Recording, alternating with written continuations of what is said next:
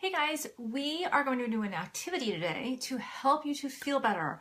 So today in Pennsylvania, it is snowy, it is blizzardy out, and I thought this was a perfect time to continue our communication, our discussion on lifting shame and also just feeling better. So a lot of you right now are probably thinking, you know what, I don't have shame, I'm just upset because I'm in a bad relationship, or I don't have shame, I am just battling weight. Well, I'm telling you right now, underneath all of that is some level of shame, and we are going to pick it apart. So I have some notes here, and I want you to get serious about it. So I want you to get a pen and paper, and let me just do a little cleaning up here, if you don't mind if I clean while we're doing this. Anyway, so I'm going to ask you some questions. So you're going to need to have a pen and paper. So we're going to do this together, and you can comment.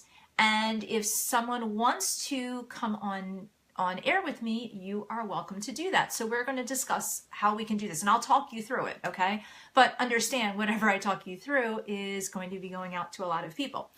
So you might not want to do that. Depends on where your shame is and how open you feel. So first we're going to look at, just take away anything that you're going through. I don't even want you to think about your struggles or your problems right now. I don't care if it's weight. I don't care if you're in a bad relationship. I don't care what's going on. I don't care if it's a health issue, what. I just want you to think of the word shame. Okay, so I want you to write this down. What does shame, if you could just be real abstract about this, what does shame smell like? Okay, now I'm telling you, this exercise is awesome, so you're gonna wanna do it. Okay, so actually what I actually have to do is remember what I'm telling you to write down. So what does it smell like? What does shame look like to you? If shame were a person, what would they look like? What would the personification of shame be? And what would shame feel like? Okay? And I don't mean by emotional feeling. I mean, if shame were something. So to me, when I think of shame, I think of maybe like rough wool, because I'm actually sensitive, or a little not allergic, but sensitive to wool. I don't like the feeling of it. So to me, shame would be like wool. Okay. So, and I would go into detail about that. So if you say that shame is, for instance, wool, I would want to hear detail, like, I'm allergic to wool. I don't like it. I think wool smells funny when it's wet. I don't want to wear anything that when it's warm or wet would be stinky. What would shame smell like? Shame might smell like sulfur, or to me, it would be Union, New Jersey. Sorry people from Union, New Jersey. But there are a lot of chemical plants in Union, New Jersey, and I think that shame would smell like Union, New Jersey. So I want you to go into what would shame look like, smell like, the personification of shame, and what would shame physically feel like. So I want you to go through that, write those down, and now we're going to talk a little bit more about, well, I'm going to give you a minute to do that. So go ahead and do that. I'm going to take a sip of my coffee. There's nothing like hot coffee on a blizzardy day. Okay, so we are going to be talking about now shame. And it doesn't matter what you're going through right now. There's some level of shame that we want to lift, and we want to work on forgiving ourselves for whatever the feelings are that we are having that we are not letting go of. And sometimes that is a level of holding on to shame. So we're going to do that. So what I want you to do is take those feelings, okay? So for instance, I said that smell of Union, New Jersey and wool. Both times I said that something had to do with smell. So, and I just did this off the cuff. I did not prep for this, what my answers would be. So I'm going to be working through it with you as an example. So if I thought that shame smelled like a sulfur and a chemical plant, and if I thought shame looked like kind of like a hellish place, like what you see, what you think of hell, biblically, I think of shame being like that, like an inferno, but of a toxic inferno. And again, I'm going, for me, shame is more toxic. And so if I think that shame also would feel like rough wool, when would you wear wool? You would wear wool when you are layering and when you're protecting. You don't wear wool at the beach, okay? Or most people don't. And if I had to do a personification, like what would wool look like if it were, not wool, excuse me, shame look like if it were a person, I would say that shame is a really angry person and very manipulating and attacking and sneaky. Like shame would just be this sneaky attacking person. Okay, now that's what I would see. Okay, that's my version of what shame would smell like, look like, the personification, and feel like. So my senses are sort of involved there.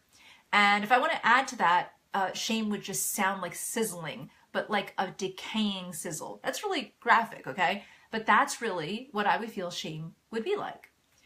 So now you're going to look at what you have, okay? And you're going to have an idea. Even if you only had one or two of those in the time frame that we have, you'll have one or two ideas of what shame is to you. So if you look at your answers, that is how you feel about yourself on some level when you feel shame. So that means when I am feeling shame, that means I feel like I'm layered up and that I'm rough and that it's just toxic. So I'm feeling toxic and protected when I am feeling shame. What is it that you're feeling? So you need to go into looking at all of that and what is that you're feeling? So to me, the personification of that then would be when I'm feeling shame, I feel like I'm being attacked by a sneaky, manipulating, angry entity. And so I might even give off that vibe when I'm deep in shame as a protection. So I might become cool and aloof when I'm feeling shame. So I want you to really look at what is it that you are connecting to when you are feeling shame. So now we're going to go into how do you cope, okay? So when you are in shame, you're either moving away from shame, you're either moving against it, so you're kind of like battling it, or you're moving away from it. Now, when you are moving against shame, or against anything, you think of something more aggressive, right? When you're moving toward it, you're people pleasing, and when you're moving away, you're hiding. So based upon what I said, I'm actually hiding when I'm doing that, right? So I'm kind of layering myself up, I'm isolating, I'm giving off this toxic space, and that's what I'm doing when I'm in shame. Now, this matters because how are you going to feel better? How is this exercise meant to help you feel better right now? You need to do the opposite of what your coping strategy is. So if I have figured out that my coping strategy is that I move away and I isolate and I layer myself up, then what I need to do is not isolate, and I need to be more open, and I need to maybe interact more. So if your shame is that you're moving towards it, or moving against it, where you're actually battling it, then what you're going to need to do is look at it, but don't move towards it too much. Don't be aggressive with it. Or if you're someone who's moving actually towards it rather than against it, you might be people pleasing. So if you're in shame, and a lot of you guys are going to be, a lot of people are in this space. A lot of people, when they're in shame, try to do more and more and more to get accepted because they feel being accepted will lift the shame. So a lot of times what people do is they don't say no, or they just people please. In a million different ways, they people please. So if you're in a relationship and that person is really not treating you well, and you're trying really hard to make that person respect you, you're moving toward shame. You're actually building yourself up to have this shield where you're actually attracting shame. So in that space, what you need to do is you need to move back, and you need to isolate more, and you need to put some layers on. So you need boundaries. If you're someone who is really going against shame, And that's not going to serve you either. So let's take the example of a relationship. If you're in a relationship and you're actually going against the person and you're trying to get your respect or get love or whatever it is that's creating this level of shame within you, whether or not even maybe they're being just rejecting, or there could be a million things going on. But the bottom line is, if you're trying too hard, not just going towards them and people pleasing, but convincing them and just doing every self-help under the sun, and you're trying to change them in some way so that you do not feel shame anymore, what you need to do is focus on yourself. So a lot of times when you have that entity going on, and I'm saying an entity because it's a whole construct, when you have that entity going on, you need to pull back. So that is the different ways that we can really dive into how we can alleviate the feeling of shame. And this is what will help us to feel better. Because as soon as we don't have shame in the program, as soon as shame is something else and somewhere else, and we can focus on who we really are, and we don't have those coping strategies, that is where we can actually start to feel happier. So that is a very, very important exercise. And it's an exercise that you should do. I don't care if it's weight issues, relationship, job, money, interpersonal relationships. I don't care what is going on.